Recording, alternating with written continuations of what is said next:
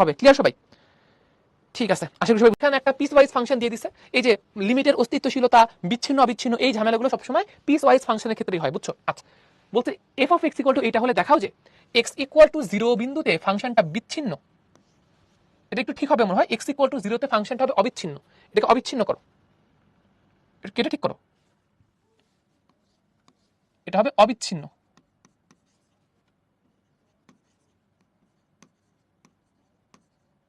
X equal to 0 তে ফাংশনটা অবিচ্ছিন্ন আর এক্স ইকুয়াল টু 1 এ ফাংশনটা বিচ্ছিন্ন, এটা আমাকে দেখাতে হবে।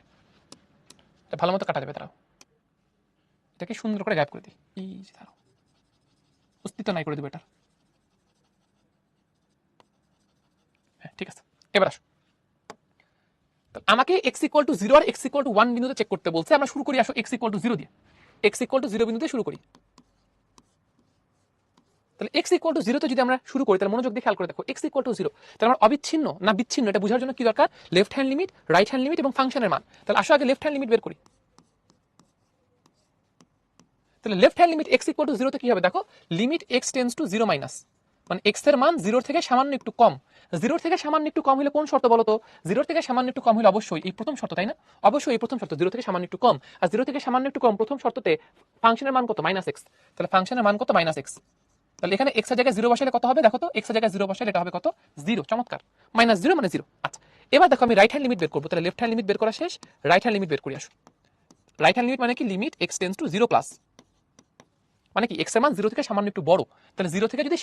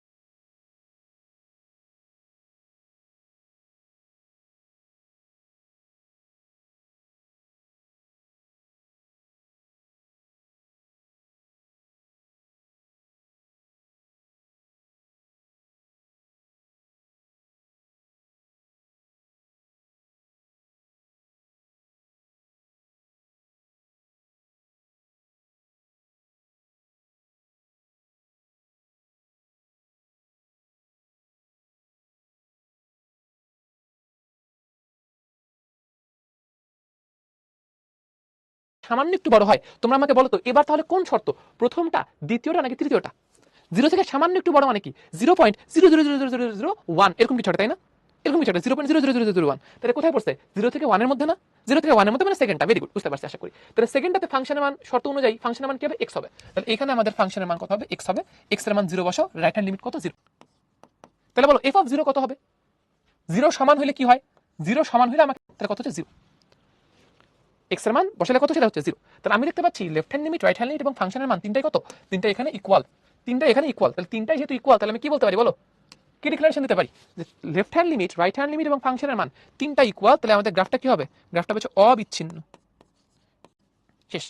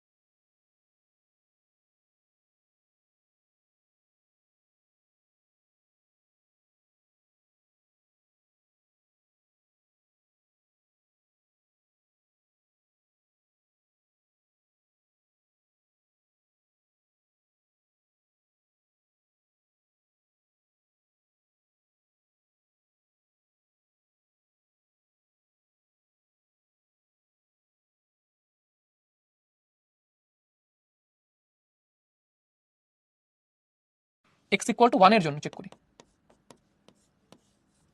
তাহলে আমরা যদি এক্স ইকুয়াল টু 1 এর জন্য চেক করতে চাই, মনোযোগ দিয়ে খেয়াল করবা, এক্স ইকুয়াল টু 1 এর জন্য যদি লেফট হ্যান্ড লিমিট বের করি তাহলে কি আসবে?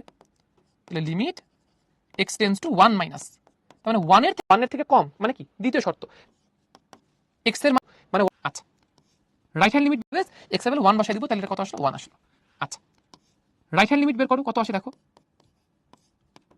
রাইট হ্যান্ড লিমিট বড় 1 এর থেকে সামান্য একটু বড় হলে কোন শর্ত আসবে? 2 আসবে। রাইট হ্যান্ড লিমিট কত আসলো? 2 আসলো। ফাংশন তাহলে 1 এর ইকুয়াল হলে এক্স, আর এক্স এর মান কত? 1, তাহলে আমাদের ফাংশনের মান হচ্ছে 1। তাহলে এবার left hand limit, right hand limit এবং ফাংশনের মান তিনটা কি সমান হয়েছে? তিনটা কিন্তু সমান হয় নাই, তাই না? এবার কিন্তু আর তিনটা সমান হয় নাই, তাহলে এবার আমি কি বলতে পারি? এটা বিচ্ছিন্ন।